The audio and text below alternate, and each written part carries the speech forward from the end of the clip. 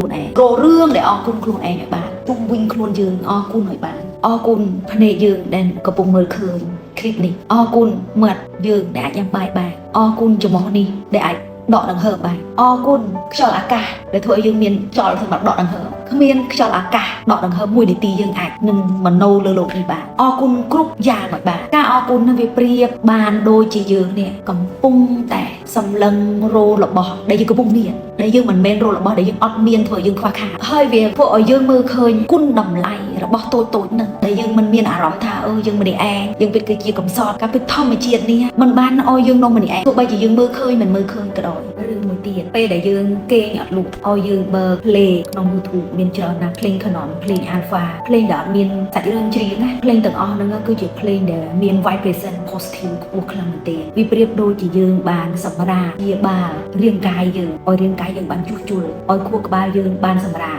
ហើយឲ្យកសិការបស់យើងបានកក់ក្ដៅនិងបានមើលថែពីយើងនៅក្នុងរលកមួយដែលស្ងប់អញ្ចឹងសរុបរួមមិនថាជាការស្ដាប់ភ្លេងការសូត្រមន្តនិងការនិយាយល្អៗជាមួយខ្លួនឯងបូករួមទាំងសមាធិទៀតសុទ្ធតែជួយយើងបានសូមឲ្យបានឆ្លងផុតពីបញ្ហាលំបាកនេះទាំងអស់គ្នាហើយខូចគឺជាចំណែកតូចមួយដែលជួយឲ្យគ្រប់គ្នានេះមានកម្លាំងចិត្តដើរត